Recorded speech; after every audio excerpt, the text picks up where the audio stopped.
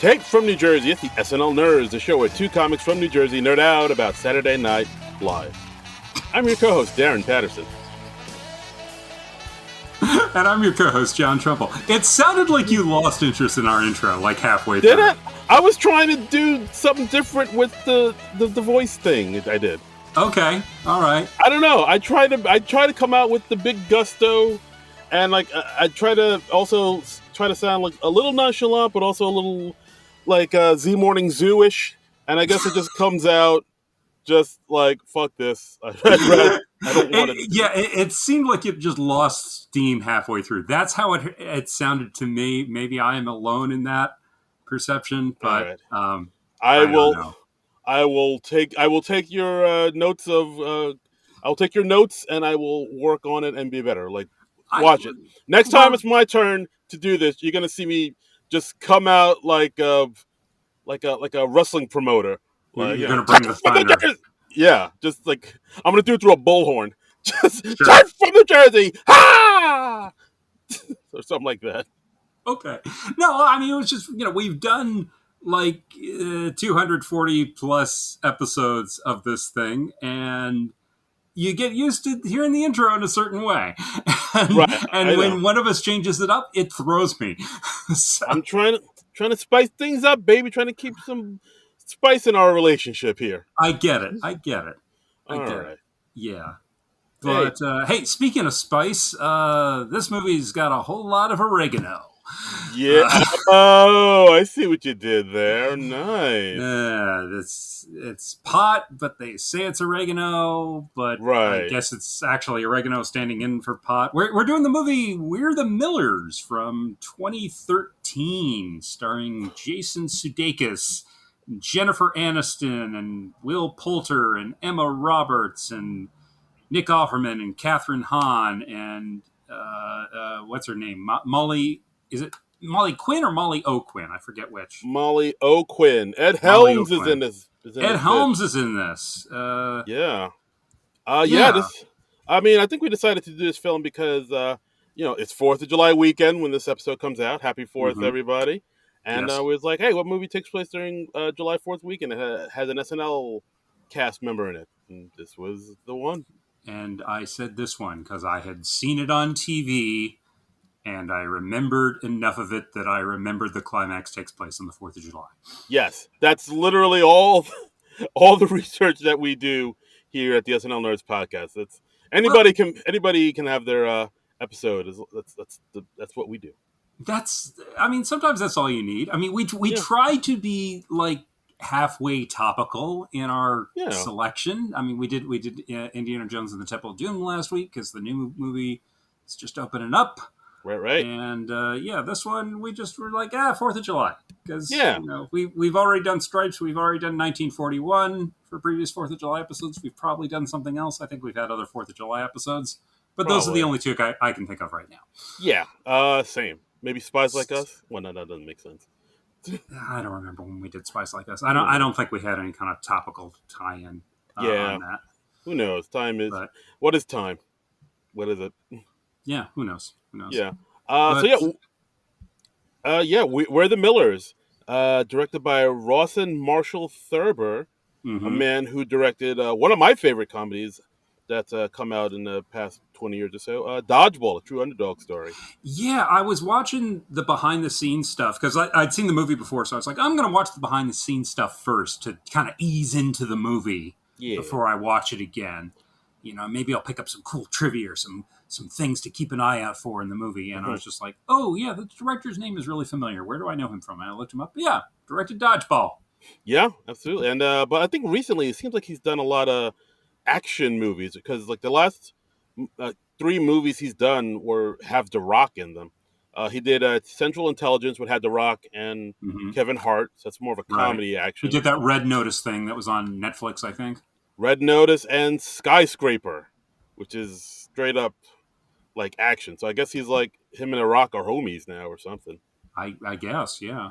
It's weird that he's transitioned from comedy into action, but it's a Rock movie, so I'm sure they have some comedy in them. I haven't seen any of those movies, but Yeah, but I mean, it happens. Like I think, Mm-hmm. what's that? Doug Liman, who directed again one of my favorite movies, maybe of all time, Swingers, Mm-hmm. and Go, and like Yeah, and he, then he became the Jason Bourne guy. yeah, he became the Jason Bourne guy. I think he did Mr. and Mrs. Smith. Yeah, He does like mostly like action espionage shit now. So it's like it that's happens. yeah. I mean, that's more unusual today than it used to be. I mean, it used to be like directors Mm, would just ping pong back and forth among different genres all the time. yeah, I mean, Billy Wilder, he did comedy and drama and kind of mixed those things together. And now it's usually it's just you're an action director, you're a comedy director, and the twain shall never meet. yeah. I mean, like even like Adam McKay is kind of dipping his toe in the drama side of things. Like the Farrelly brothers. It is something that kind of happens where I guess maybe people are like, oh, I'm tired of making these dumb comedies. I want to show people Mhm. I'm more intellectual than that. Show people my Right, serious side. right. But it does So happen. this movie, this was kind of like one of Jason Sudeikis' bids to stardom, I think. I um, Yeah, I think so. yeah, Movie came out August 7th, 2013.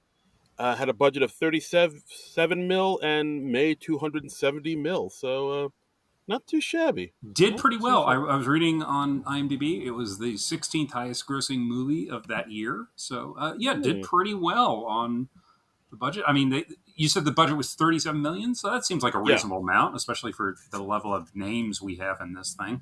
yeah. Like I mean, there's like some well-known stars, but I don't think there's anybody that's like commands like the big money or anything. Like there's I don't know. I you mean, know, Jennifer Aniston can't be cheap. mm, Um, yeah. You're probably right. yeah, I Probably mean, I right. have no idea what she commands as a fee, but That's right. Oh, she ain't cheap. Uh, so let me read the description we got here on the back of the Blu-ray for folks who might not be familiar. Small-time pot dealer David Clark, Jason Sudeikis, must become a big-time drug smuggler and devises a foolproof Mm. plan. He convinces his neighbors, stripper Rose, Jennifer Aniston, loser Kenny, Will Poulter, and runaway Casey, Emma Roberts, to create a fake family. With one huge RV and a ton of laughs, the Millers head south of the border for a 4th of July weekend that is sure to end with a bang. Aha. So, yeah. Yeah. Uh, Sudeikis is playing a pot dealer, I mean, it's kind of funky to see him Mm. play like this disreputable guy because we've gotten so used to him playing the purity that is Ted Lasso. Yeah. No, the man has layers. He Yeah, can play it all. so it's near do well Sudeikis. Yeah, and like I mean, it's right off the rip. You can kind of see like he is the type of person who, just kind of only looking out for himself, doesn't want any to be tied down with anything, wife or kids. I mean, they kind of Hmm. like he at the beginning of the movie, he meets up with an old college friend played by Tom Lennon, and Hmm. Tom Lennon's like, his character's like a dad now, wife, kids, Very and suburban. Yeah. very very suburban. And then he's like, "Oh hey Dave, how's it going? I haven't seen you in forever." And it's like, "Oh yeah, I'm living that dad life, but you know what that's about, right?" And he's like, "Yeah, no, actually I don't." And he's like, Yeah, "Oh, and and we find out, he's still dealing pot, and making a pretty good living at that. he's I doing very assume, well." I assume you can make a good living as a pot dealer. I don't know. I've never been a pothead. I don't know much about that world. Yeah, I mean he's dealing to like businessmen, suburban moms, just Yeah, there's whoever. a montage at the beginning. We see him like delivering to like a nice house in the suburbs, and there's like a mom with a young baby, and Yeah, she needs a little something to unwind with. Or I something. know. I think about this movie is because like it is kind of weird because like now that well, this movie starts in Denver, and like especially Hmm. now since like weed is being legalized and dispensaries are opening up here and there. I do wonder like how if like the average pot dealer is like just taking a hit to him, or like even if something a movie like this kind of is out of date a bit because people are like, well, just go to the dispensary type of thing. I hadn't thought about it in that regard. Like for me, like the big thing was like people are smuggling marijuana across the border. Is that a thing? I mean, Uh, I know, like harder drugs like cocaine and stuff. Those are smuggled across the border. But like, do you need to smuggle marijuana? Really? You can't um, just grow it here somewhere. I guess you could. I mean, you could, but like I guess maybe the good stuff, the strong strain, only comes from like from Mexico and whatnot. Again, Uh, I don't know much about the yeah, pots, I the devil's lettuce, and but I'm I'm sure the real reason they did that was just they wanted him to be kind of sympathetic. yeah, So he can't be dealing with like hard drugs that like destroy lives. yeah, He can't be a coke dealer. He can't be a heroin dealer. He can't be doing meth. yeah, Because I then we're getting into like Breaking Bad territory. yeah. So he's like, I sell dime bags, and he even says early on, "Oh, I don't sell to kids." And I'm like, this is a very moralistic pot dealer. Yeah, that does make sense. They don't want to make him like a total, like you said, like a total, meth Breaking Bad type of deal. They just want to make him a lovable old goof of a drug dealer. Yeah, but do you think there are pot dealers who draw that line in the sand, or like, oh no, you have to be 18 for me to sell pot to you, young man? It's just this weird moralistic thing, which I'm just like, you're an R-rated movie. You could go a little further than Yeah. this. Can I see your ID before I sell you this pot? Yeah, I don't know. It just amused me a little bit because they're kind of hedging their bets. Yeah, absolutely. I mean, I will admit the one thing about this movie, it it moves pretty fast. Like it gets Hmm. into the characters and the premise of the whole movie, like within the first like 15-20 minutes. Like Yeah, they don't really which mess is like around here. what every movie should do. But so many movies, like they take like a half hour or 40 minutes to like get to the inciting incident. And Yeah, yeah, I did like that. This is just boom. Here's what his life is. Here's what's going on.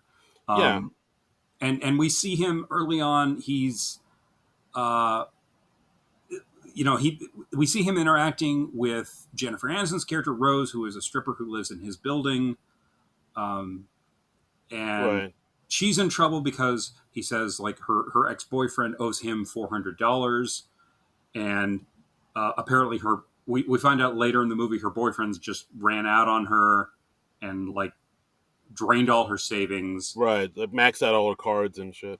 Right, she's got like the final notice due on the rent. She comes home from a session at the strip club, and she comes back and there's like an eviction notice on her door. Mm. um, and yeah, so she's in a bad way. She's in a bad way. Then we also meet up with Kenny, played by Will Poulter. Before he Hmm. got all buff and handsome, and Right. like apparently Dave Sudeikis' character knows him too, because he's just like kind of a loser kid who just kind of looks up to David a little bit, and it Yeah. seems like he's like a latchkey kid, and it also seems like maybe his mom or his parents like abandoned him. Oh, his mother 100% abandoned him because he Okay, says all like, right, "Oh, his mother disappeared last week." So, yeah, and again, I think they just do that so that you're not wondering like, well, why can this kid just take off for an entire weekend on short notice and go to Mexico? So yeah, yeah, and I also established he's like 18 or just turned 18, so it's like yeah. he's not like a child. Right, right. So he is a legal adult, and we also have Emma Roberts' character, Casey, who is she's a runaway. Like she ran away because of like a bad home situation, but so she's basically living and making her way on the streets. Right. Like Um, she's a little runaway. yeah, and Kenny tries to like help out Casey when some neighborhood kids are trying to steal Casey's iPhone. Right. And then Sudeikis goes to help out Kenny, and then the kids end up stealing Sudeikis' backpack and then rob his apartment. Yeah, things escalate quite Yeah. quickly Mm-hmm. in this, where like they chase him down, and yeah, like you said, like they basically force him to take him to his apartment. He Mm-hmm. opens like His the secret stash of all yeah, his various weed strains and all his cash. yeah, and they just roll him. They just take all of his everything. Yeah. Yeah. So then Sudeikis has to go back to his boss, Mr. Brad, played Right. by Ed Helms. Ed Helms Right. is like a drug kingpin in this movie. Yeah. Yeah. Ed Helms, who's like the whitest of white bread. You think like, oh, he can't be a drug kingpin, but he actually, I don't. Do you think he was? I think it was kind of convincing. Like he wasn't menacing, but he played it like a real dick. I'll say that. Yeah, yeah, he is a real dick. I mean, in the behind the scenes material I was watching, they were describing Ed Helms' character as like this total narcissist. Yeah, Like I at see one that. point we cut back to him and he's like he's carving an ice sculpture, uh, with a chainsaw and the various chiseling tools that they use, and he's got a pet orca, Yes, of as you course, do when you're a as you hugely do. successful drug dealer. Yeah, So, yeah, I mean, Ed Helms, solid supporting player. It's fun to see him pop up in this. yeah. And so then Sudeikis tells him, "Yeah, I got rolled. I took all my weed. I got no money for you." Right, And if Ed Helms like, "Oh well, that's a problem. But I'll tell you how you can make it up for me. You could be a drug mule for me. Go down to right, Mexico, pick up this order of weed for me. Say you're here on behalf of Pablo Chacon, right. and yeah, it's just like move like a smidge of weed, just a little bit of weed. Just go over, cross the Smidge of border." weed. He says Yeah, smidge. It's like a itty he bitty says a bit. smidge. Yes. Yeah, so just go over there, cross the border, bring it back, and we'll be square. And I'll give you money Right. for your troubles. Right, because I think David owes Brad Ed Helms' character like 10K or something like that, and Yeah, he's something like, like yeah, that. if we do this, I will wipe out your debt, and I'll pay you a little more. Um, Yeah, and this is and all within like the first like 15 minutes of the movie. You think? yeah, yeah, I mean, Yeah, it gets to the point pretty quickly, which I yeah, appreciated. absolutely. Um, and then he's like, yeah, go down to Mexico and transport all this pot. And again, I'm like, is this a thing? Is this a thing that drug dealers do? I don't know. I I wish there was a way I could Google like how the pot dealing world works, but this just seems like a way bigger operation and way more effort than people go to just to get pot. yeah, like I wouldn't do that just because you might be on you might find yourself on the list, and Johnny Law might come breaking down your door and be like, "Hey, Yeah, Mister." I know. I wish there was a good. I don't. As far as I know, I don't really know any pot dealers, so I'm just like, I don't know. How does this work? I don't know. Hey, for all our drug dealing listeners, call in. Let us know how the whole drug deal thing Yeah, works. is the plot of this movie plausible? Is basically Yes. what I want to know. I mean, are the Mexican drug cartels very involved in pot, Yeah. or are they just concerned about the bigger, more expensive, more and I presume more profitable drugs? Yeah, I believe. Yeah, I mean, I look again. Again. If the police are listening, I'm not into drugs at all. I don't know any drug dealers, and I certainly don't have anything hidden in my home. But I would assume that the true money is in the China White, the devil's baking powder, if you were Mm-hmm. the snowfall, if you know what I'm saying. Wink, Give wink, us more nudge. nicknames, please. Sure. The powdered sugar, uh, uh, the snowman's dandruff. Mm-hmm. Uh, Start making some up. what do you mean start? I've been making them up. Okay, okay. I don't know. None of this shit is real. I'm saying.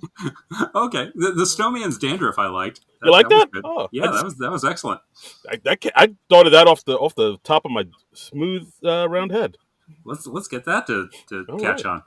Okay. Snowman's dandruff. He's no Um, nostril deep in the snowman's dandruff. so in the meantime, like things are kind of escalating for Rose too. Like her boss at the strip club, Ken Marino. So yet another person from the state in the first Mm. 10 minutes of this movie tells her that he wants her to start having sex with customers for money, which Yeah. yeah, not a thing an exotic dancer should be doing Yes, because that makes you that a. is prostitution. That's the word. You are now officially a sex worker, Oh, nuts. and Yes. Now you are uh, selling your body.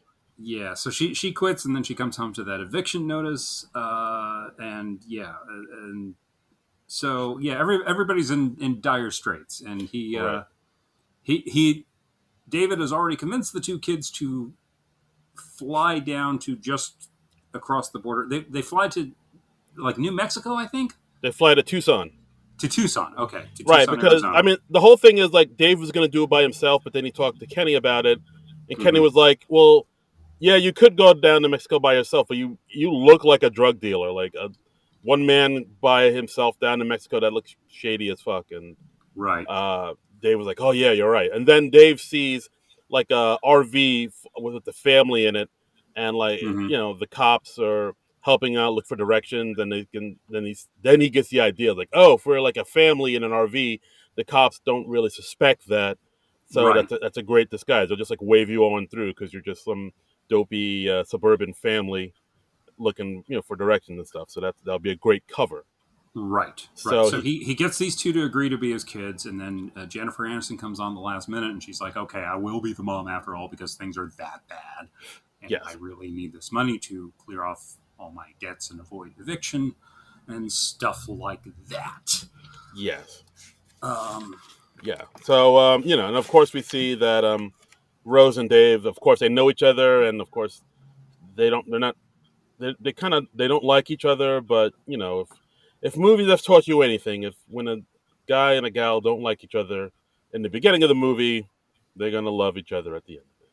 yep, they're gonna be making out. Yeah. Yeah, Oh because you can't yeah. ever just dislike someone in a movie. No, It's always got to be sexual tension coming out in a that's different right. way. That's right. Hot, Um, hot and heavy. But it's cool because Sudeikis and Aniston, they have a nice chemistry together. I think They so. do. Yeah. They do. They have a nice little back and forth, a nice little rapport, if you will. hmm Uh, So they go. They fly down to Tucson. They get the RV that is waiting for them at the airport, and then they're taking that across the border.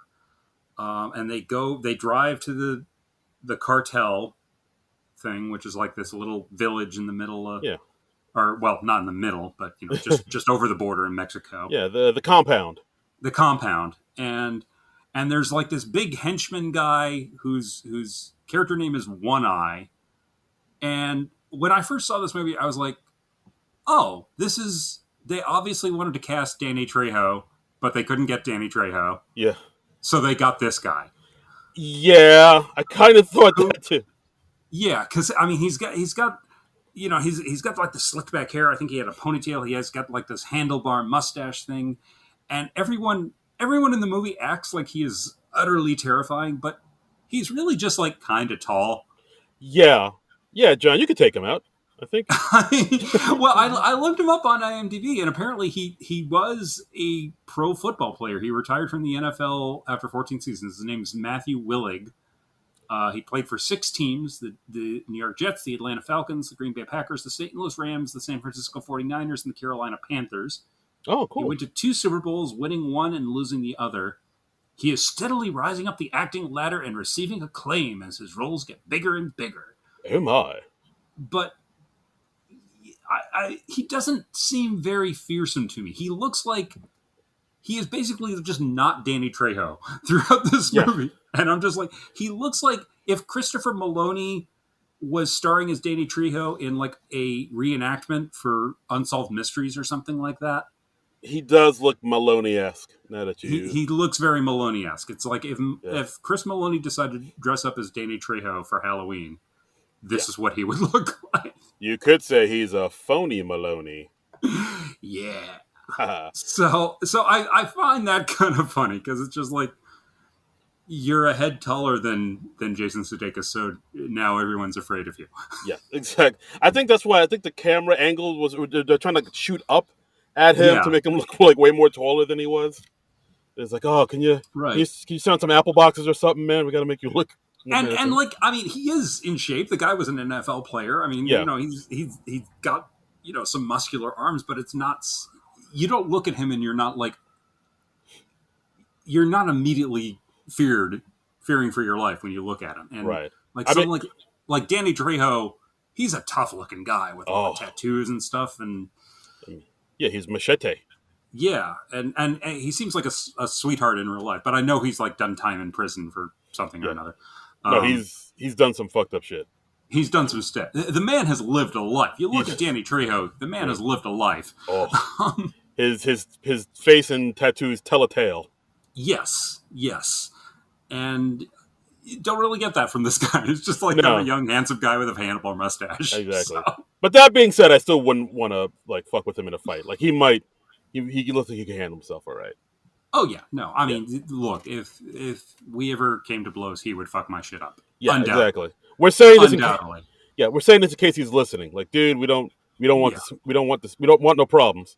You know what? I'm just going to make a blanket statement. Pretty much anybody in this movie could probably beat me up. You know? Emma Roberts. Maybe I could take Emma Roberts. There I you don't know. go. She might be a little feisty. You know, her Yeah. dad's Eric Roberts. She's probably learned some shit. Oh, that's right. Eric probably You taught her. know? Like, yeah.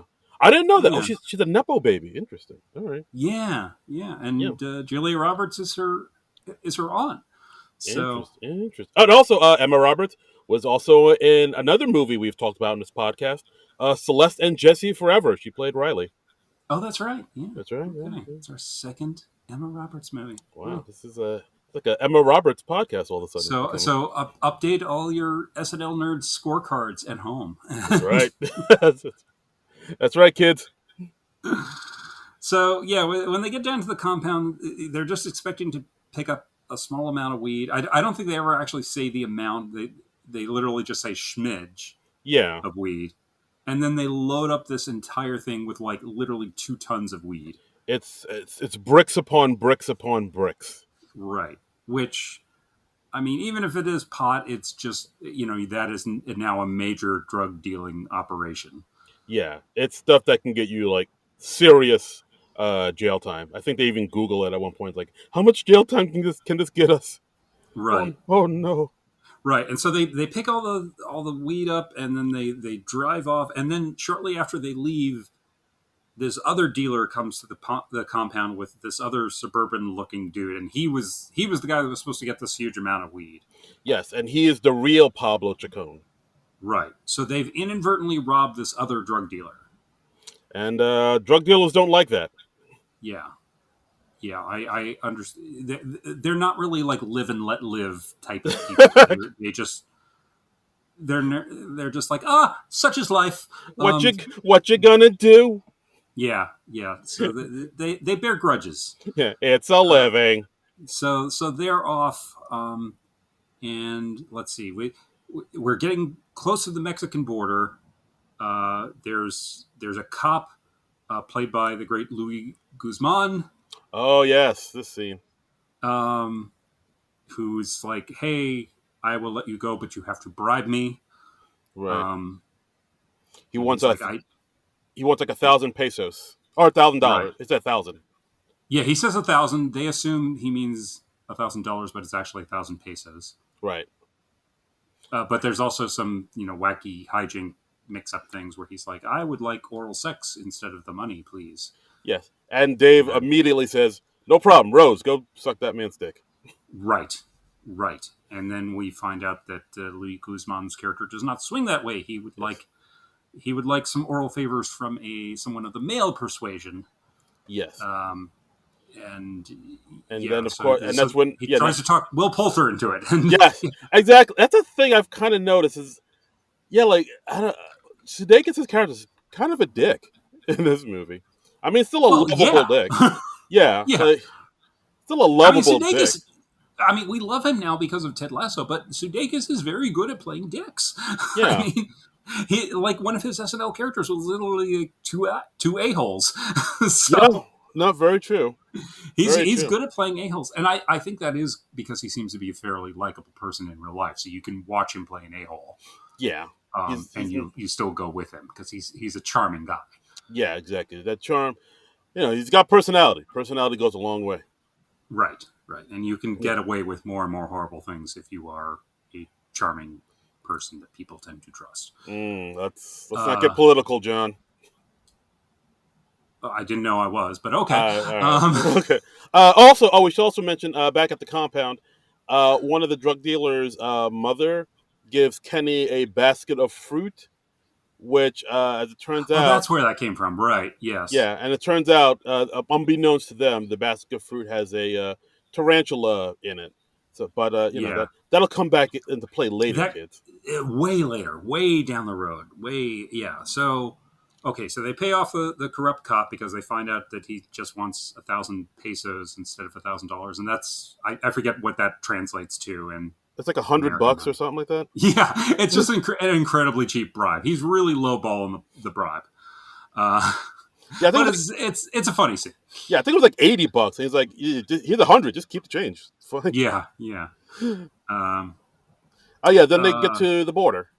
they get to the border. They're stopped. They're asked to vacate their vehicle, and they're very nervous because they're like, "Oh no, the jig is up. They're onto us." And then we find out that it's like some illegals who snuck underneath their RV to try and sneak across the border. Right.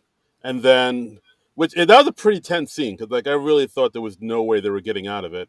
And Mm-hmm. then once the Mexicans trying to cross the border scampered from underneath the RV and ran back, and then all the cops ran after them, and they were like, "Oh no, you guys go on. You have a good day. We got to get these Mexicans."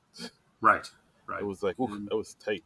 yeah, Oh, because and this is 24. This is 2013, where we haven't started to build the wall yet. So yeah, this was still a problem. I mean, yeah. now Now, everything's a okay. yep, Everything's hunky dory.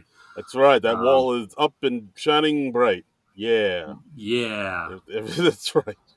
And also, while they're at the border, they run into another family in an RV that pulled up next to them, and yeah, we get to see the first scene with Mr. Nick Offerman and Catherine Hahn. Catherine Hahn. This is the great Catherine Hahn. Before she was like basically just like a working character actress at this point. She hadn't broken through in the big way that she did a few years ago for WandaVision. Um, Right.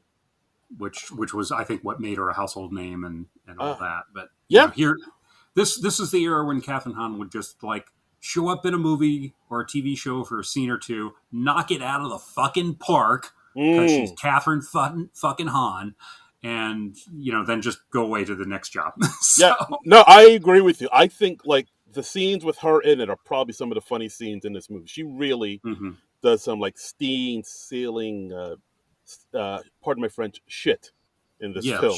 well, I mean, the woman's a world class improviser, and I mean, Nick Offerman, no slouch himself. So they're very, very funny. And let's see, we have wacky hijinks. We have at one point Jennifer Aniston. She's got one of the bricks of Oh, weed, and it falls onto her lap, and she has to quickly wrap it in her blanket, pretend that it's a baby, so people are none the wiser. right. And And yeah, and then Catherine Hahn is just insisting on like, oh, let me see that baby. I want to see the face. I want to hold the baby. Give me the baby. Look at the baby, and becomes like a whole thing with yeah, her and and everything. at one and the big climax of that is Jennifer Aniston like tosses the brick up in the air, Yeah, and and it it falls lands into in the this. street and is immediately run over by two semis. So It, these people think that they've just witnessed the death of a newborn baby. yikes! Yeah, it's I like that. I mean, it's a yeah, really dark gag, but it it yeah, works. it really is dark, but it's yeah, it works because we know it's not an actual baby, but it's like the fact that Right. she thinks it's a baby is pretty hilarious, and Catherine Hahn's reaction to it is pretty Yeah. spot. I would say like another movie that I really liked her, her steam ceiling in is a movie we might do in this podcast, Step Brothers. I think she has some really Oh fantastic yeah. scenes in Oh that yeah. She's too. wonderful in Step Brothers, and yeah, Step Brothers, very very funny film. Yeah, we should totally do Step Brothers at one point, and I'm sure we will. We will Yeah, get yeah, to it. we'll get Boats there. and hoes. Yep. Um, Oh my god, I love that scene. I love it um, so very much. but anyway, back to We're the Millers. Yeah, so the Millers, they come up with a quick cover story. They say that it's Casey was doing one of those things where you pretend to have a baby for your class to show you how tough it is to raise a child, and they had this big thing of oregano, and everybody decided to just pretend it was a child, and Right. yeah, It's and yeah, it's a good enough cover. It's like, oh yeah, it's pretty good as cover stories go. It's yeah. it, Oh, it's plausible-ish within the world of a comedy movie. Sure, I buy it. yeah. I'll buy that. I'll buy that for $1. Uh, And then their RV breaks down. yeah, and then they meet up with the other family. The other family, Nick Offerman and Catherine Hahn. I think the character Mm-hmm. name are Don and Edith. Edith, and Let's say Don and Edith. I didn't yeah, write them down, so let's say Don and Edith. yeah. So they take them to the nearest. They tow them to the nearest mechanic. Of Yeah. course, it's Fourth of July weekend. The mechanic isn't open and it won't be open until the next day. So they're like, "Hey, let's all just camp out, get to know each other, and we'll take your RV to the mechanic in the morning. So this is just a good way for them to get to know each other. And this is where we find out that Nick Offerman's character, Don, is a DEA agent. Yeah. We find out when Sudeikis opens the glove compartment in their RV and he sees a gun and a badge in there, and it's like, oh. So yeah, we're up in the tension. No. Yeah. Pull the collar. Yeah. Yikes. Yeah, so we got the two families, the one real, one fake. Oh, and Offerman and Catherine Hahn, they have a cute daughter of the teenage persuasion that Will Poulter's Kenny is immediately attracted to, and he's like, oh my, she is a quite attractive young lady. Hello. But I alas am too nerdy. Yes. To know how to approach women or talk to them or do anything but be a nervous, stammering mess. I mean, John, you're speaking my language. I mean, my God. Yeah. We are Kenny, I think, here on the podcast. Kenny is us and we are he. Yeah. I mean, at the very least, we have been Kenny at some point. Yeah, exactly. I'd like to think I'm not as clueless as Kenny anymore, but it's not for me to say. That's true. Like I'm better now. I'm smooth as fuck now. But back in my younger days, it was the whole nother story. Yeah. Whole nother story. Yeah. And let's see. We got a wacky scene where they're doing like the Pictionary, and we're drawing out things, and Jennifer Aniston is guessing hideously inappropriate things. Yeah. Oh yeah. The big black cock. Yep. And he's, yep. Yeah, and she's a stripper pretending to be a suburban mom. Yep, and in both of those things, both those people, what they like, big black. And just gonna leave that there. Hey, I said what I said. You said what you said. That was Darren that said that. That's right. At Darren Incredible. Follow me. And what else? And then we somehow get a scene where the two couples, the two parentals, are they decide they want to swing. Yeah, because I think what happens is Dave finds out that what's wrong with their RV is like the hose is busted, and so they just need a new hose. And Don even mentions like, oh, I'd give you the hose off my RV, but then we'd be stranded out here. So that's where Rose is like, hey, let's go in the tent, just steal their hose while they're sleeping, and get the fuck out of here. And let's leave them here and then to fend for themselves. Right. And so that's their plan, but they end up going in the tent, seeing if they're awake. They are awake, and they think, oh, the two of them are in the tent with us. It looks like they want to spice things up. Yeah. It's on like Donkey Kong. It's like the ice storm. Yeah, so we find out all about Don and Edith. Is that what we decided their names were? That is their names, yes. Okay, we find out all about Nick Offerman and Catherine Hahn's marriage. And, things are not as great with them. And they're thinking, like, if they do some stuff with another couple, they could spice things up. So we have Catherine Hahn cupping Jennifer Aniston's breasts, and right. Nick Offerman just sort of gently stroking Jason Sudeikis' ear. Yeah. So if you're into either of those things, this is the movie for you. Yeah. I do like how Don and Edith thought that Dave and Rose were coming on to them, with the big black cock comment. I think Edith says, I picked up what you were putting down with that statement. I have a vibrator. And I think at one point, Don says, we have a vibrator named Joe Morgan. Joe Morton, the guy from Terminator? Yeah, he says our vibrator is named Joe Morgan. No, it's Joe Morton from the Terminator movies. Okay, Morton. Why did I write Morgan? I don't know.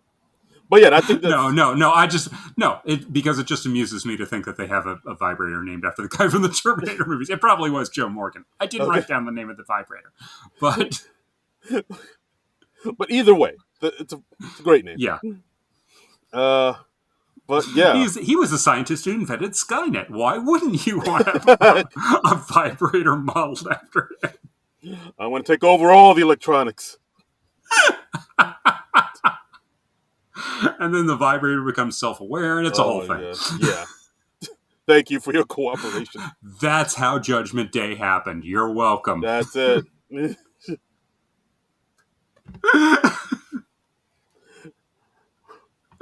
I'm sorry. I cracked myself up with that one.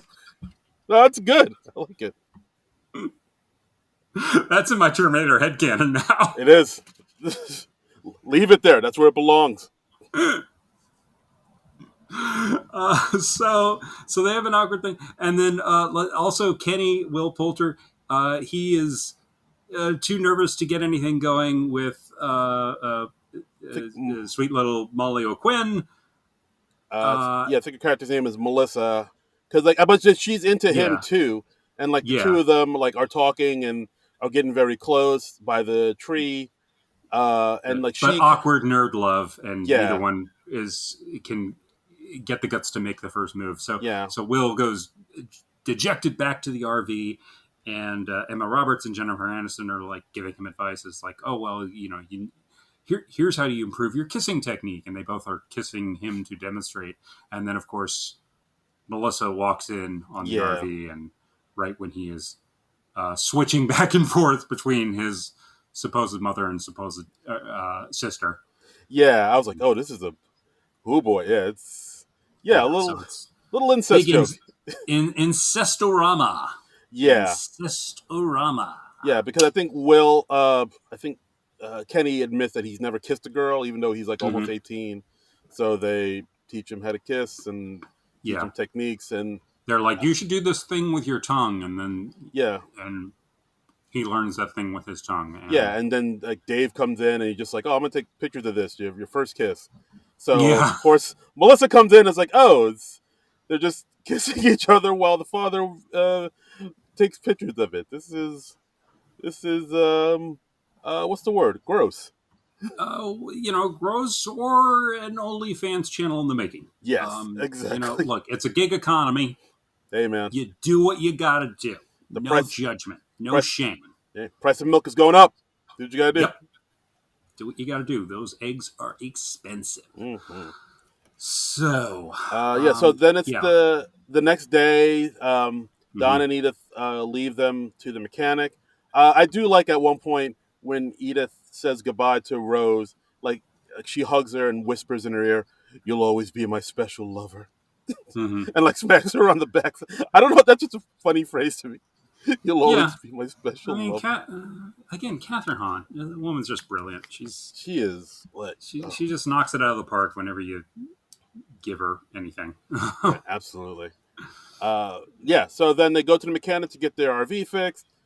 Surprise, surprise, the mechanic's all tied up, and who happens to be there? Boom, Pablo Chacon. Yeah. Because he had a tracking device in one of the bags of weed. Right.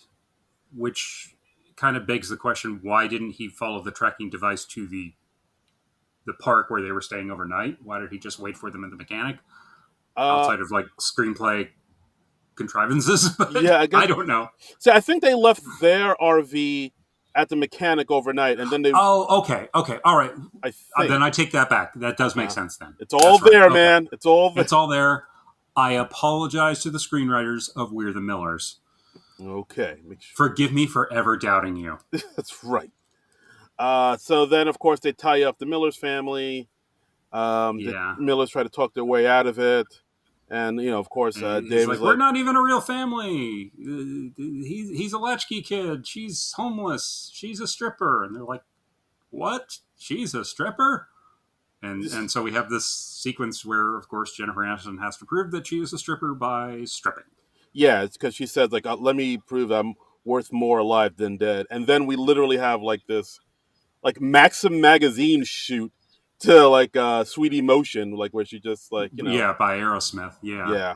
And it's just, like, her... A severely edited version of Sweet Emotion, because it, like, keeps skipping from, like... It's, like, in the middle of a verse, and then it skips to the chorus, and it's just a very abbreviated version of Sweet Emotion. I found it very distracting.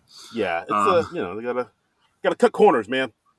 Also, Jennifer Aniston somehow knows how everything works in this garage. She knows Yeah. how she knows how to like put the little shower thing on top of her so she can get all wet, and she knows which button to push that's going to release sparks down for the big climax. She knows how to take that little pulley thing down, and I'm just like, how does she know how everything works in this garage? All garages are the same, man. You know. I mean, we see her studying the manual for the RV, but we never see her studying the manual for the garage. And I'm just saying. You see one garage, you see them all. You got. I guess so. You got the pulley for the shower. You got the sparks machine over there. So it's a whole lot of Jennifer Aniston's dancing around in her skippy stripper style underwear. A lot of midriff. A lot of hey, I'm an older woman, but I still got the goods. You know, hey boys. This is like part of like her exhibitionist trilogy because like in Horrible Bosses she was out there in states of undress a lot too. And, that does make sense. Like there was that time where she was like, hey, I'm a certain age, but look at, I still got it going on, boys, and just being like real horned up. And I don't know, like I do remember this scene being in a lot of the ads for this movie. Oh yeah, it was all over the TV ads. If you get Jennifer Aniston and her underwear in your movie, you're gonna advertise the F out of that. And, absolutely. It was, and look, I'm sure she was totally aware of that. I mean,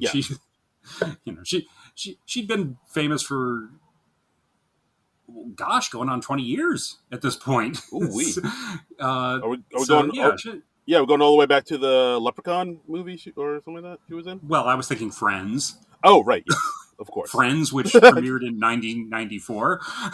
Oh, yes. That small little project. Yeah. No, I was not thinking of the Leprechaun movies. I've not seen her in the Leprechaun movies. No? Did she just do one? Yeah, I think so. I think she was one and done. Yeah. She's just like, just give me my check and let's never speak of this again. Yeah. Look, hey, she earned her rent. So hey, a gig's a gig. Yeah, God bless her. And yeah, I mean, I'm sure Jennifer Aniston is at the point where she only has to do the stuff that she actually wants to. So yeah, she obviously was like cool with this. So yeah, hey, it's around your underwear, Jennifer Aniston. Yes, more power to you. I certainly don't mind. Yes. So while she's doing the dancing, distracting them, the family makes a break for it. They get in the RV, which I just realized the RV wasn't fixed, was it? So like, I guess the implication is the garage fixed the RV and then the cartel comes by and ties everybody up. I don't know. Well, now I'm back to doubting the writers again. Well, yeah, all right. Yeah, I think I just found a loophole here, my friend. Okay, I take back what I took back before. Yeah. So screw you, writers. You don't know. This movie's based on a lie. You don't know nothing, man. But yeah. So basically, they get away in the RV. Kenny just hops behind the wheel. Wacky car chase. They smash the up. Tarantula from the fruit basket starts crawling up Kenny's legs because it's been tossed all around and right. And and then it crawls up Kenny's legs, bites him on the nards. Yeah. So we get quick shots of the inflamed testicle. Yeah, which I did not see when this movie aired on TV. They judiciously edited that stuff out. But I figured, hey, I'm watching this R-rated movie, unedited for television. I'm going to see a fake testicle. Yeah, it was pretty gross. It looks like a mango. It's pretty gross, you guys. But it's a real quick yeah. I mean, it's like by the time you're aware of what you're looking at, and apparently they had to. Dude had to wear a prosthetic genitalia for this movie. So yeah, you gotta do what you gotta do for your art. Yeah, and they're talking about and they're doing this like outside. They're like, we're at the side of a highway in North Carolina, and nobody stops. Nobody cares. Yeah, it's like I gotta get to work. I ain't got time to see some inflamed nut. Yeah, and then of course then the dilemma is, oh well, Kenny has to go to the hospital to get this treated, but we can't go to the hospital because the cartel is still after us, and right. Yeah, so we have the big family breakup. Yes, because like the family really wants to, not the family, but Casey and Rose really want to take Kenny to a hospital. Dave just wants to Right, get to back home and drop off the weed because we should also mention like so he's talked to Mr. Brad, his buddy Brad, at this right. point Ed about Helms. Ed Helms because you told me it was a smidge. It's like, oh yeah, no, it's all right. There's more than I thought it was, but whatever. Just Yeah, bring he it over says here. it's enough weed to kill Willie Nelson, which is a Yes, pretty good lie. it's a good line. Um, And then that's where like Brad comes clean and says, yeah, actually, I didn't think that would work, but yeah, like I kind of set you up to steal the other guy's weed. Like they didn't know you were coming, but like but he said if you bring it back by tonight, I will pay you handsomely. I'll give you hazard pay and all the jazz. Just bring it back here tonight, and you'll $500,000. half a Yeah, mil, and $500,000, $500,000. that's a And again, is this something that drug cartels do? Do people steal weed supply from other drug dealers? I wouldn't think you would because that's Wouldn't it just be easier to grow your own weed? yeah. I mean, unless you're like Like less risky and probably less expensive? yeah. I mean, unless you're super lazy or like I don't want to grow my own weed, I'll just steal his.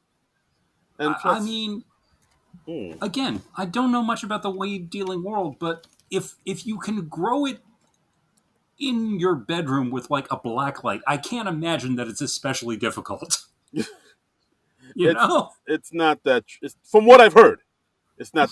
If any cops are listening, from what I've heard, it's not difficult. I'm a law-abiding citizen. I pay my taxes, and I do not grow or sell weed. Thank you.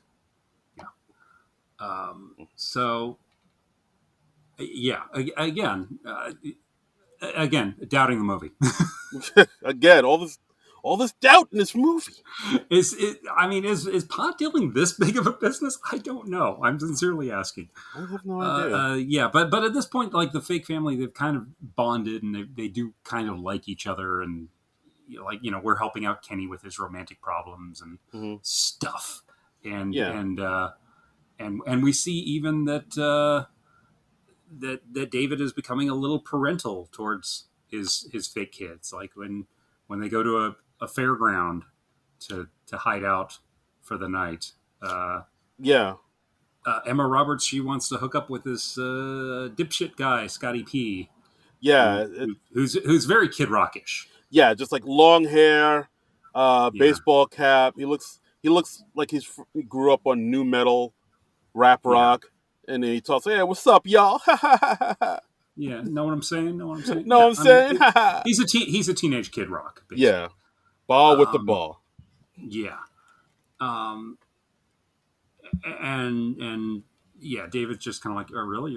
You're going off with this guy with the misspelled no regrets tattoo? Yeah, I think That's what we're doing. I've seen that like meme before. I Oh didn't. yeah, it's this movie has provided a couple of big memes. It has. The no regrets, tattoo, because it's like right at his collarbone, and then the thing of Will Poulter going, "You guys are getting paid," because like when they have the big family falling out, we find out that Sudeikis is getting $500,000. Rose is making $30K. Casey is making just Yeah, $1,000. And then Will Poulter goes, "You guys are getting paid?" yeah, I think so. But Emma Roberts, like, I think she set the price because, like, I think when Dave Yeah, came up to her with the idea, she said, "I'll do it for 1,000," and he was like, "Okay," and that yeah. was it. Not knowing that there was so much more money to be had. Right, right. If you're homeless, $1,000 is a Mm. lot of money. Hey, if you're me, a thousand So, dollars is a lot of money. mm-hmm, Mm-hmm. mm-hmm. Solve a lot of That's, problems. that's why I hate negotiating, because you never know when you're lowballing yourself. Uh, yeah, so they get to the fairgrounds, and we have sort of the big climax of the whole thing. We Right. we run into to Catherine Hahn and Nick Offerman again, and it's awkward because of the sexual hijinks we had at the campgrounds before, Mm-hmm. and also the cartel catches up with them again, and it's a whole thing. It's a whole It's a whole mess. thing because I think at this point, like Dave actually does leave them at the fairgrounds while Right. Kenny's in the hospital because Right. he has to go, make his money, and like everybody's telling him to stay, and he's like, "Fuck this, you're not my real family anyway." And then he bounces on them. It just leaves Mm-hmm. them at the fairgrounds. Right. Again, a dick move, but Well, it's we got to have the big crisis point in the that's true. screenplay. I Yeah, mean, yeah, but then he and then realizes and then yeah, he does like he likes the guys, and he goes back. yeah, he comes back and he does the right thing, and as he has wanted to, because again, sympathetic pot dealer. Right, absolutely. Not sure if that's a thing, I but I think it's a thing. Sure. I guess. I mean, look, Pretty Woman is a prostitute with a heart of gold. Why can't drug dealers have hearts of gold? I guess so. I mean, everybody's nice in the movies. Yeah, everybody's Or if great. you're the protagonist in a movie, you're nice. Everybody's no great. Yeah, everybody's fantastic. No matter what morally reprehensible thing you're doing, Absolutely. So, so at this point, Catherine Hahn's character and the daughter, they run into the Millers again. That Right. and I think Kenny still has feelings for the daughter, and that He wants to explain. Yeah. Yeah, that Melissa, the daughter, is just like, no, I don't need to know this. And then Catherine Hahn makes the assumption, oh, my daughter is creeped out because she found out that we were trying to hook up with the Millers last night, and she starts going into way more detail than she should about their sex life. Yes. And she's the daughter is doubly horrified. Yes. Because I kind of wish the daughter had a little more to do. Not a real developed character. She's just kind of there to react to everybody else. Yeah, the daughter is just like you said. She's just kind of there to. She's there to look pretty and react in horror to stuff, and I'm just like, give Molly Quinn a little more to do than this. Exactly. I mean, you gave Catherine Hahn all this stuff. Like, I like how when Catherine Hahn's explaining to her daughter what she did, it's like, honey, I'm just not as tight as I once was. Like when I'm with your father, it just falls out. I was like a hot dog down a hallway. I was like, Jesus Christ, Catherine. Gives you an image. Catherine! Gives you an image, yeah. Oh. And then we have the let's see, Will Poulter punches out the scuzzy boyfriend, Scotty P. No, actually, I thought... Was that before or after the cartel stuff? That was before it, but I think... before it, right? But no, Rose punches out the scuzzy dude. Yeah, you're right. Yeah, because Will Poulter punches out the big-ass drug dealer. Yeah, because... One eye, yeah. Yeah, because the... Pablo Chacon and the one-eyed drug dealer all catch up with both families at the trailer park after all is revealed that they're not a real family, that they're actually drug dealers. And, of course, Don finds out, I have to arrest you all now because you're drug dealers. And then that's when Pablo and the one-eyed come out trying to take out everybody. And it all comes to a head. And then Will Poulter goes, wait a minute, you're not Danny Trejo. I don't need to be scared of you. You are just... kind of tall, Christopher Maloney looking guy. I can take you. And he's like, I'm going to be Adam Warlock someday. Fuck you. Boom. Right. Brings the hammer down. That's right. Take that, phony Maloney. I am going to be in Guardians of the Galaxy 3 in 10 years. You don't know what that is yet because it's 2013. But trust me, it's going to be fucking huge. Yeah. It is really weird how Will Poulter just, like, you look at him here in this movie, you look at him now, and he's just like a jacked up, like, Greek god now. He's like, dude's beautiful. And also, like, even if you watch like the behind the scenes stuff of this movie, because like Will Poulter's British and he's got a very sort of posh, high class British accent, and I'm seeing him in the behind the scenes stuff of this movie. He's like, well, yes, when I decided to do this movie, I was and rather, and it's just kind of hilarious because it's a pretty flawless American accent that he does. Yeah, very good. In this movie, there's nothing in there where it's just like, oh, well, that gives it away. Right. No, very true. It always blows my mind when I hear stuff like that. Like right now, I'm finishing up a Succession, and like there's like a British actor and an Australian actor, but like you hear them talk on the show, like you can't even tell it at all. It's like, oh wow, you guys are really good at that.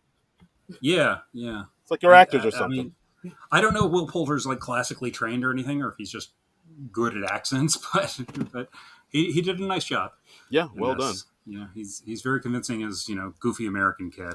He's like, Yeah. what's going on? I'm just a goofy kid.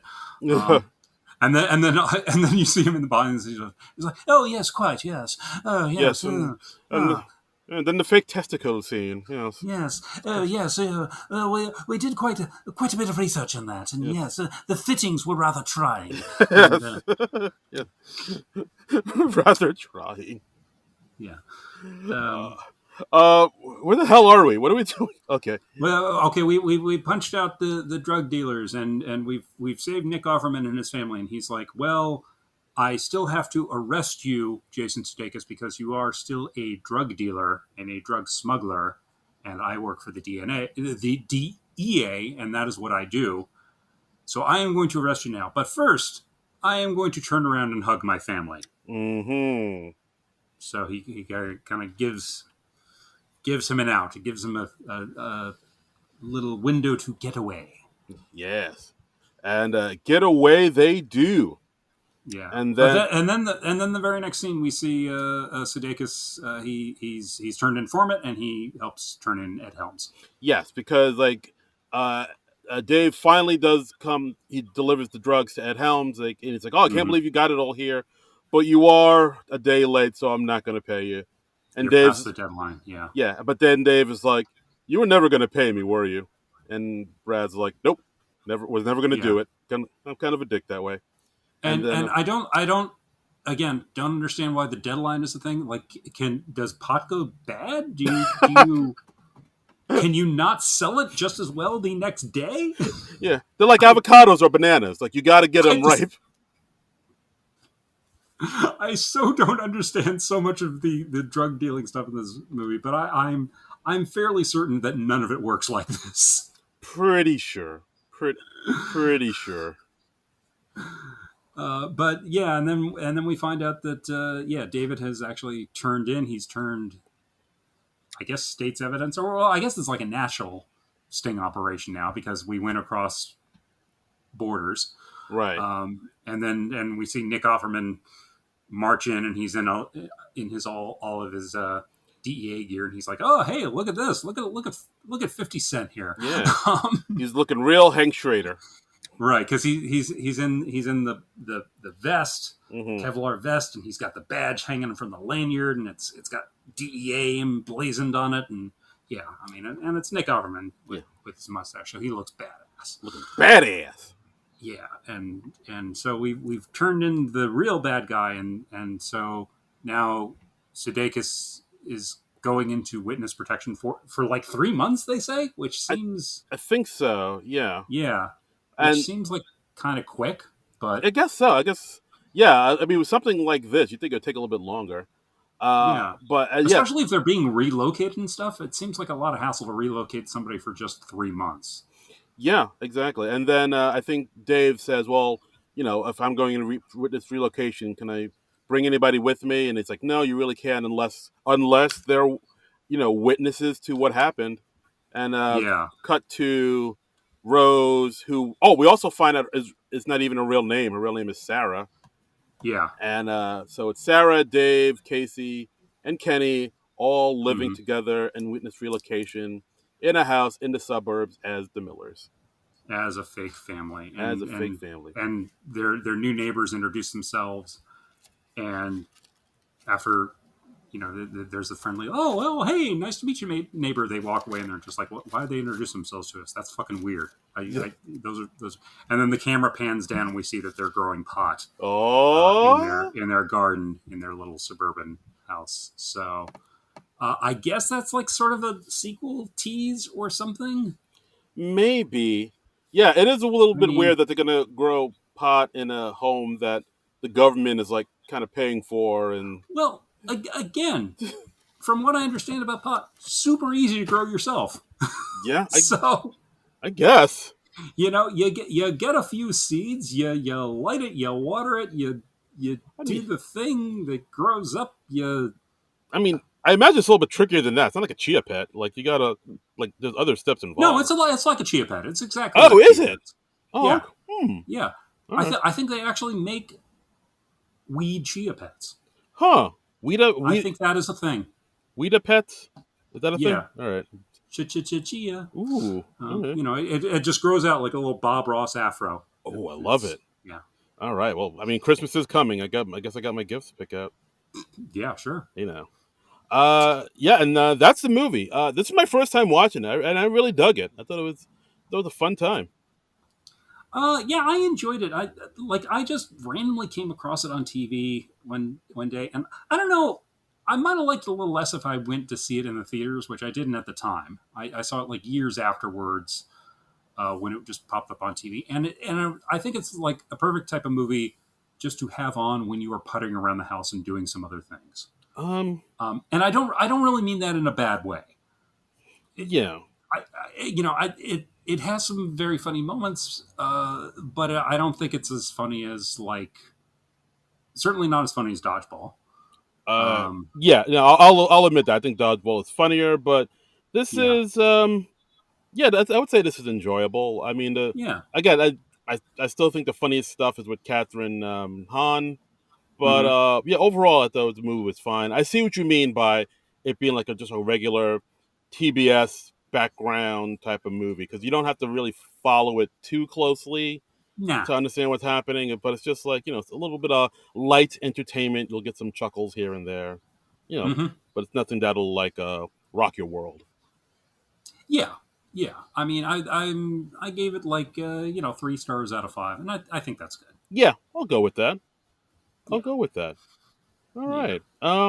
Yeah, and I believe we also got some tweets about this on the old Twitter sphere, which hmm which Twitter, as far as I know, hasn't totally collapsed into the sea just yet, but it's getting closer and closer by the day. Oh, give it time. Give it time. We are, now supposedly like we're limited to 600 tweets a day, or you're limited to viewing 600 tweets a day. I think is the thing. Something Freedom of for speech, everybody, some reason, because because reasons. apartheid boy is just desperately wanting people to pay I think for a that's service that you previously provided for free, and that is just not a good business model. yeah, Like again, okay, to go to the pot dealing. If I was like just giving away pot willy nilly out of the goodness of my heart, and of then course. I suddenly was like, I'm going to start charging you for this, you would probably say, no, fuck you. Yeah, exactly. It's like, no, thank you, sir. Oh, Yeah, you don't typically start charging for services you've previously been giving away for free. absolutely. Right. Which, why I'm not a male prostitute. Oh wow, all right. Yeah. Wow, that took a hard left turn, but I like it. Yeah. Fred Garvin, male prostitute. Yeah. SNL. Yeah, so we got some tweets about a tweet about A this tweet. A from tweet. from our good friend Marati about this Mm-hmm. fine movie, saying it is definitely outdated given the shifts in the marijuana discussion, but still highly, pun intended, enjoyable as a comedy movie overall. And I'd agree with Yeah. that. Yeah. Yeah. So would I. So would Absolutely. I. Um, it's good. It's fine. It's it's not like one for the ages. I wouldn't like buy this on DVD or Blu-ray because I'm like, oh yes, I have to constantly watch We're the Millers on a loop. But Yeah. yeah, I think it's good. It's pretty good. Yeah, it's not like like I said, it won't rock your world. It's no Tropic Thunder, but it's good. Yeah, It's fun. yeah, Yeah. yeah, and yeah, maybe a little outdated because marijuana is legal in more places than it used to be these days. Yeah, It's maybe. legal in Jersey now, right? Yeah, I mean, it better be. We got some Yeah, dispensaries here, so, right, right. you know, So unless motherfuckers want to I go don't to. I don't know how much that has changed things in the. I mean, I imagine it has changed some things. So Yeah, I think it's in Jersey. I think some parts it's legal and some aren't. Like I know Northern Jersey it's legal, but I think like South Jersey and Central it might not be. Like for those that don't know, oh, like it's probably a county by county thing, I would I guess. think so. Yeah, for those that don't know, Yeah. like North Jersey is very different from like South Jersey. It's like Yeah. one's way more liberal and one's way more conservative. It's you think Jersey is like one big think tank. It is not. No. Yeah, I mean, New Jersey is a very densely populated state, so there is, a lot of diverse types of things. And you have like little conservative pockets of New Jersey too. And Yeah. like I used to work the polls in Morris County, in my old place, and it was kind of a conservative area. Yeah. At the polling place where I was. Um, so Absolutely. And that's the episode, guys. Hey! yay! We're the Millers. Yes, we're the Millers. So yeah, that's the We're the episode. Millers. Oh, yeah, something interesting I saw in the deleted scenes in one of the. You don't really see this in the finished movie, but there's a scene where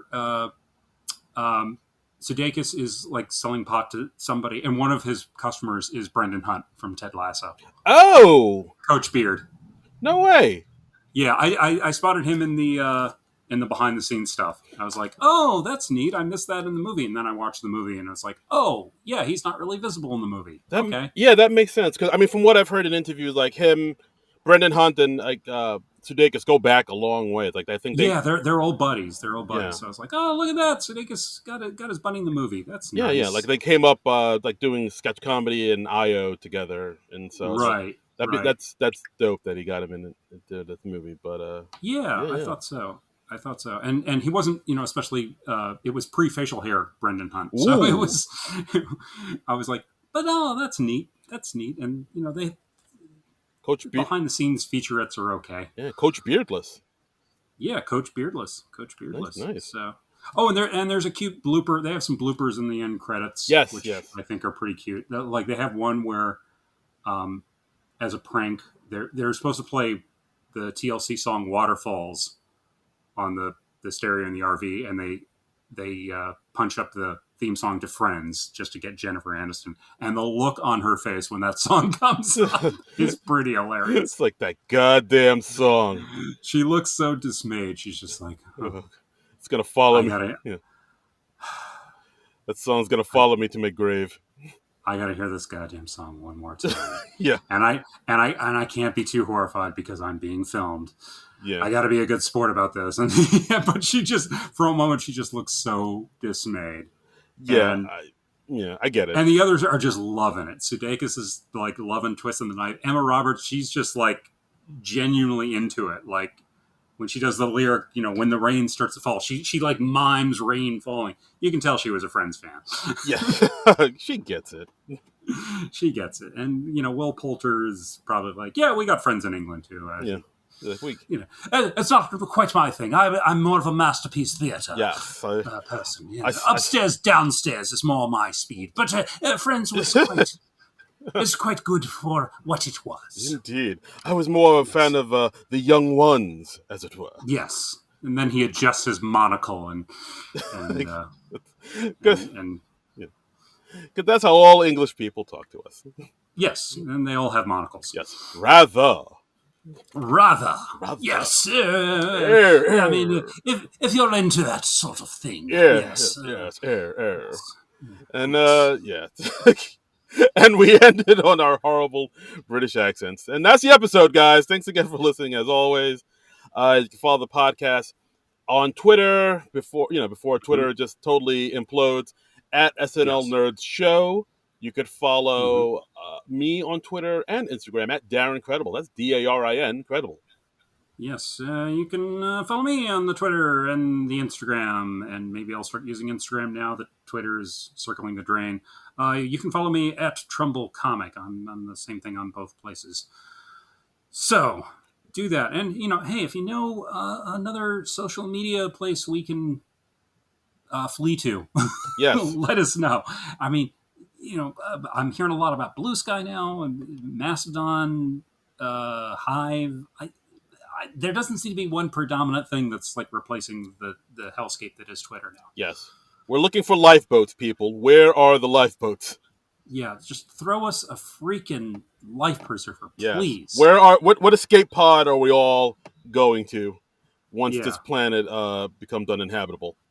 We want to go there with our minuscule amount of followers. Absolutely. And Yeah, and hey, please just follow us on Twitter at SNL Nerd Show. Absolutely. Absolutely. For the last remaining days of Twitter, throw us a bone. Yes. As Rome burns, please give us Yes. a follow. Yes. So next week we're gonna do more. We're gonna do another movie with an SNL person. Should we say what it is? Yeah, let's do it. What the hell? Why not? What the fuck? Okay. This is a big one, people. This is a big one. Mm. This is one of those ones you're like, really? You haven't done that yet? Mm. How have you not done that? Mm. What's going on? What kind of show are you running there? Who's asleep at the wheel? What the fuck? Yeah. So what are we doing, Darren? We're doing a little movie with a little known actor named Mr. Edward Murray. Little movie called Beverly Hills Cop. You realize you said Edward Murray, right? Yeah, Ed. Oh, damn it! I meant to say Edward Murphy. Eddie Murphy. I can't say Edward. I can't say Edward Murphy. I guess I have to say Eddie Murphy. Eddie Murphy, Beverly Hills Cop. I've called him Murray on this podcast before too. I know I have.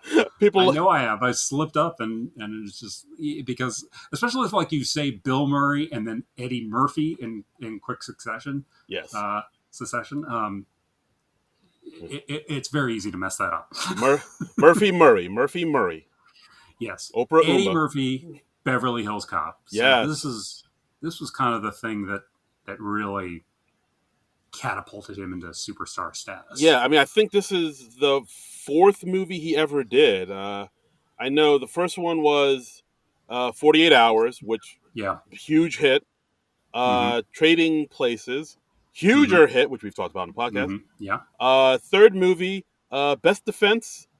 Less said about that, the better. Oh, that was before Beverly Hills Cop. I didn't realize that. Yeah, okay. Yeah. That was his third movie. Even, I mean, if you remember, like when he hosted SNL back in the 80s, like he kind of trashed the movie. It's like, oh, that movie sucked real bad. Yeah. And his fourth movie ever, Beverly Hills Cop, one of the fucking hugest fucking movies of his career. Yeah, it kind of just cemented Eddie Murphy as the big star that he is still. I mean, he like Beverly Hills Cop is like the reason we're still talking about Eddie Murphy today. I think. I would say so. I mean, it's definitely in the it's one of his crowning jewels for sure. Mm-hmm. Yeah. And then then things go on. We get Golden Child and things get a little more hit and miss. But peaks and valleys, let's say. Let's talk about the good days. Let's talk about the good days. We're gonna do Beverly Hills fucking Cop. Ooh-wee! Come on. One of the most iconic theme songs. I mean, come on. Yeah. So it's gonna be fun. We're looking forward to this. It's gonna be fun. We might have a special guest too. We just might. There might be somebody else out there who likes talking to Eddie Murphy. Get on this podcast. Mm-hmm. We'll have a good old time. Yeah, it'll be fun for the whole family. Okay, so next week, Beverly Hills Cop. Check it out. And until then, Nerds out! This has been a non-productive media presentation. Executive producer, Frank Hablawi. This program and many others like it on the Non-Productive Network is distributed under a Creative Commons Attribution Non-Commercial No Derivatives license. Please share it, but ask before trying to change it or sell it. For more information, visit non-productive.com.